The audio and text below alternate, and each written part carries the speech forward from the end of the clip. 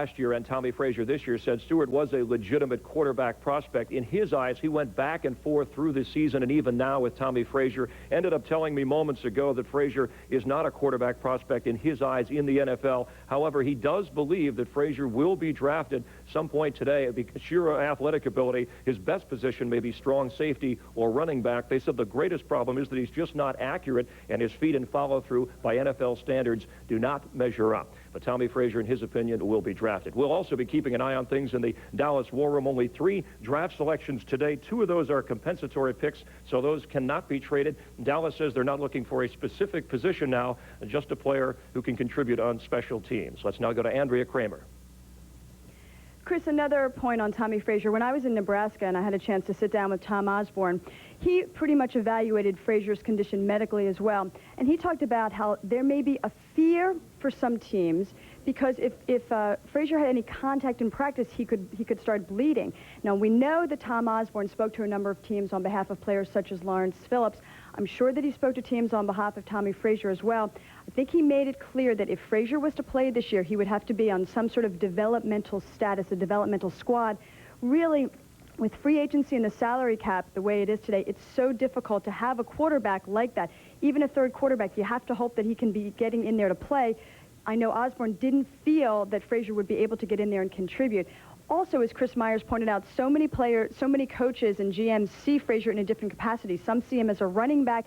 Some like Mike Shanahan, see him as a safety. And so whether or not he would even be cleared by most teams medically, a lot of teams that I've spoken to have said he would not be able to pass our physical. The doctors just couldn't get him through on the medical. Let's head to Chris Fowler in the studio.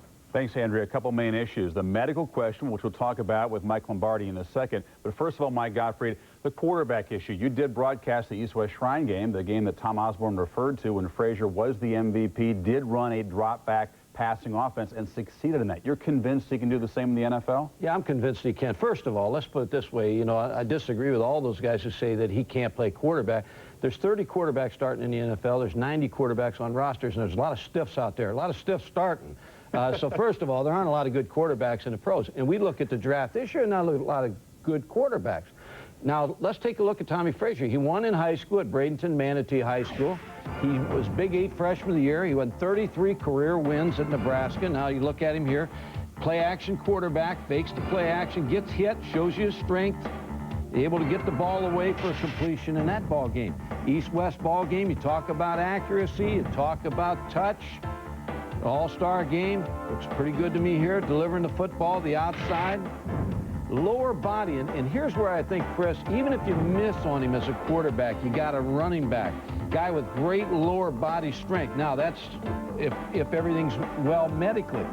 But when you look at Tommy Frazier, all you see is a winner and a guy that's productive. So, I mean, there aren't a lot of guys like that around. 43 passing touchdowns at Nebraska, 36 rushing TDs. He wins 33 career start wins. How can you beat that? I mean, how can you argue with that? I know you're willing to stand on the table for him. You're right, though, about the strength. Unless you watch him play from field level or try to tackle him, you can't appreciate the strength of Tommy Frazier. But Mike Lombardi, having said all that, and let's say you even believe, Mike Gottfried, that he can play quarterback in the NFL, and you'll give us a list later, Mike, of all the stiffs who are playing quarterback, by the way, in the league. Let's say you believe he can play quarterback. Aren't there still serious medical risks? And let's say you were in that position, your job, your reputation could be on the line if you select Tommy Frazier and he doesn't work out. Well, the NFL has rules for this situation. It's called the non-football related injury, which this would be because it didn't happen under the club's jurisdiction. So if some club were to select him, they would place him on the NFI list at the beginning of training camp.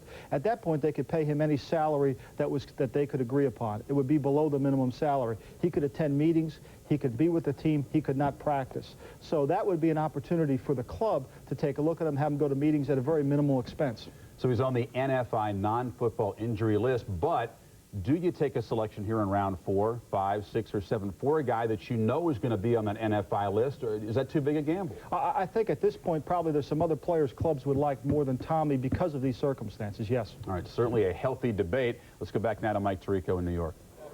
And, Chris, it's a debate that not just us here on ESPN are having. It's a debate that NFL teams have had as they work towards this draft. Here are some pretty well-known names, their opinions on Tommy Frazier. Tommy Frazier, I think, is a quarterback. I see Tommy as a running back principally.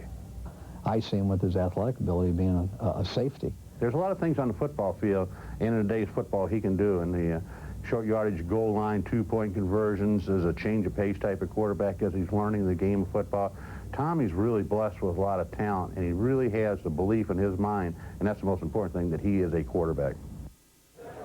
Your thoughts on Tommy Frazier, Sterling? I agree with what a lot of them said. He's a quarterback, and I think he believes he's a quarterback, but I don't know if he's, technique ready to play in the NFL. I think the problem with Tommy Frazier is you're projecting him the running back, wide receiver, or safety position. Is he agreeable to the move? Does he, in his mindset, want to be a quarterback? If he's not agreeable to the move, you're wasting your time bringing Tommy Frazier into the fold. The draft question made this a bittersweet weekend for Tommy Frazier anyway.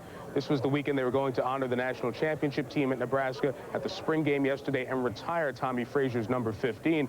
A record crowd showed up at the spring game, but the celebration of the championship was put off. As many of you know, Brooke Behringer was killed in a tragic plane accident this past week. So what was going to be a bittersweet weekend for Frazier and the rest of the Nebraska team regarding their championship celebration and the draft status certainly was all put in the background with the Brooke Behringer passing, and their thoughts more on that than anything else that was going on in Lincoln this week. Our business continues here in New York. The NFL draft, the last 6 picks that were selected, including Charlie Jones. Time remaining, 2:13 on the clock for pick 115 in the draft in round 4. Indianapolis is up next. We'll continue from New York after this. My parents never win anything, so I decided to take matters into my own hands and play the Disney Video Masterpiece Collection Trivia Challenge at McDonald's. I can get the job done. I'm a Disney Video expert. With any of these food favorites, you get a Disney Trivia game card. Answer the question correctly, and you win instantly every time. There's over 300 million prizes, like cash, Disney videos, or McDonald's food. All you got is a Dodge Viper. Introducing the Michelin X1 with a 6-year unlimited mileage tread life warranty. It gives you better wet traction than any rain tire, plus control in any driving condition. After all, it hasn't rained that much in years. Hey, Ma, you got the real Ocean Spray. Your family knows the difference between Ocean Spray cranberry juice cocktail and the others. You got the real Ocean Spray. Yeah, but she got the cheap chips. Next time, make it the real Ocean Spray. Crave the wave. These days, people are doing things they never imagined before. People who never imagined a minivan could drive like a car are driving the Mercury Villager. People who never imagined a car could go 100,000 miles before its first tune-up are driving the Mercury Mystique. And people who never imagined a car could look and feel unlike any other are driving the all-new Mercury Sable. Imagine yourself in a Mercury. I don't know, it's a game. I just love the game. You know, I guess it's something like you get addicted to it. I ain't lying. Just like a guy gets to playing, never play golf and go out and play around. Hey, man, he hooked.